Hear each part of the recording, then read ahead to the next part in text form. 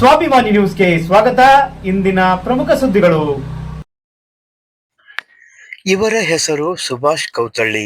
ಸದಾ ಚಟುವಟಿಕೆಯ ವ್ಯಕ್ತಿಯಾಗಿರುವ ಇವರು ಜೀವನೋಪಾಯಕ್ಕೆ ಮಾಡುವುದು ಹೂವಿನ ವ್ಯಾಪಾರ.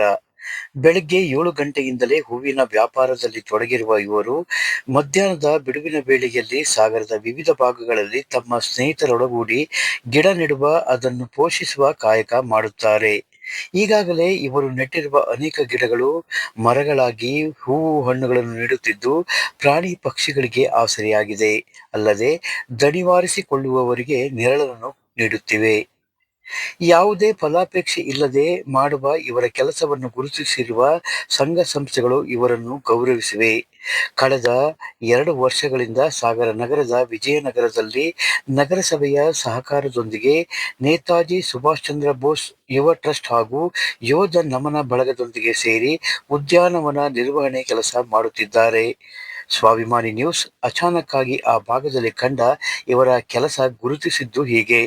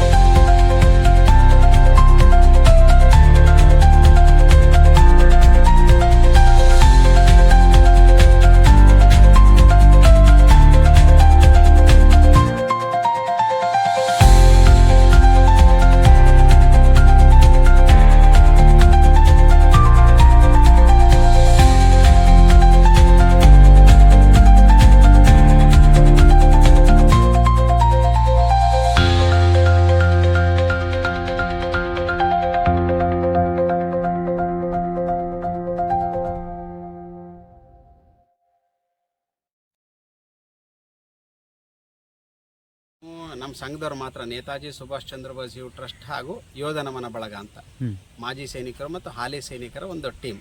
ಅದರಿಂದ ಈ ಗಿಡ ನೆಟ್ಟಿದ್ದೀವಿ. ಈ ಗಿಡ ನೆಟ್ಟು 2 ವರ್ಷ ಆಯಿತು. ಈಗ ಮೊನ್ನೆ 5ನೇ ತಾರೀಕಿಗೆ 2 ವರ್ಷ ಆಯಿತು. ಜೂನ್ 5ನೇ ತಾರೀಕಿಗೆ ನಗರ ಇವರು ಕೋರ್ಟನರೆಲ್ಲ ಬಂದು ಜಡ್ಜ್ ಎಲ್ಲ ಬಂದು ಗಿಡ ನೆಟ್ಟಿದೆ. 2 ವರ್ಷ ಆಯಿತು. 2 ವರ್ಷದಿಂದ ನಾವೇ ಮೇಂಟೈನ್ ಮಾಡ್ತಾಯಿದ್ವಿ. ನೀವು ನೋಡಿದ್ರಲ್ಲ, ಮುಂಚೆ ಹೇಗಿತ್ತು, ಇವೆಲ್ಲ ಗಿಡ ಏನಿರಲಿಲ್ಲ, ಈ ಗಿಡಗಳು ಇರಲಿಲ್ಲ, ಬರೀ ದೊಡ್ಡ ದೊಡ್ಡ ಗಿಡಗಳು ಮಾತ್ರ ಇದ್ವು. ಇವತ್ತು ಬೇಜಾನ್ ಹೂವಿನ ಗಿಡಗಳಿದ್ದಾವೆ. ಅವೆಲ್ಲ ನಾವೇ ನೆಟ್ಟು ಪೋಷಣೆ ಮಾಡ್ತಾಯಿದ್ವಿ.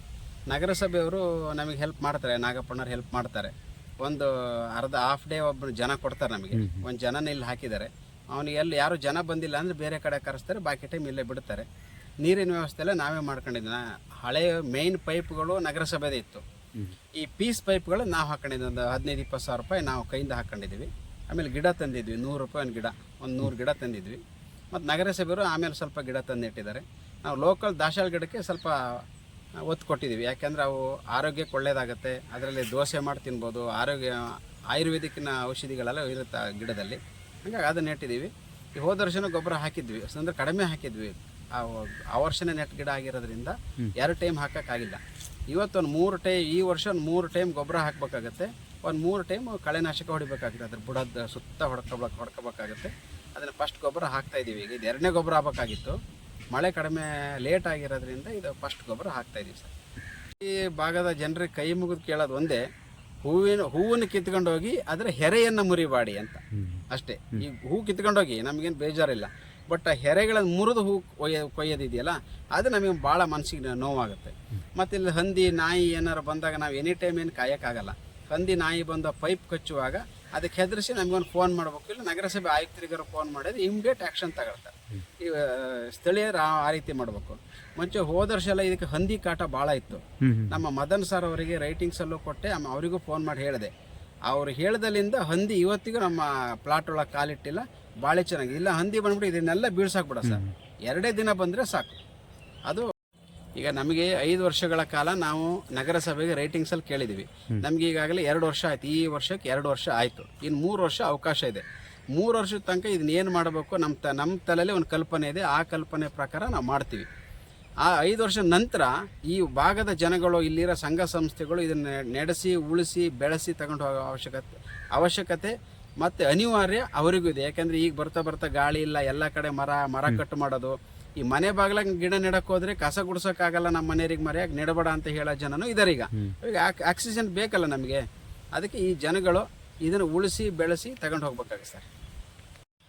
ಈಗ ಈ ಉದ್ಯಾನವನಕ್ಕೆ ಬಂದವರು, ವಾಕ್ ಬಂದವರು, ಪ್ರೇಕ್ಷಕರು ನಮಗೆ ಭಾಳ ಚೆನ್ನಾಗಿ ಮೇಂಟೈನ್ ಮಾಡಿದರೆ. ಈ ರೀತಿ ಮುಂಚೆ ಇರಲಿಲ್ಲ. ಮುಂಚೆ ಇದೇನು ಗಾರ್ಡನ್ ಆಗಿ ಭಾಳ ವರ್ಷ ಆಯಿತು. ಬಟ್ ಈ ರೀತಿ ಮೇಂಟೈನ್ ಆಗ್ತಾರೆ. ಇದೇ ಫಸ್ಟ್ ವರ್ಷ ನೀವು ಬಂದಿದ್ದಕ್ಕೆ ಅಂತ ಹೇಳ್ತಾ ಇದ್ದಾರೆ. ಅದಕ್ಕೆ ನಗರಸಭೆ ಸಹಾಯನೂ ಇದೆ. ಈಗ ಆಮೇಲೆ ಬೇರೆ ಜನನು ನಮಗೆ ಇಲ್ಲೇ ನಮ್ಮದೊಂದು ಉದ್ಯಾನವನ ಇದೆ, ಬೇರೆ ನಮ್ಮದೊಂದು ಪಾರ್ಕ್ ಇದೆ, ಬನ್ನಿ ನೀವು ಅಂತ ನಮಗೆ ಕರೀತಾ ಇದ್ದಾರೆ.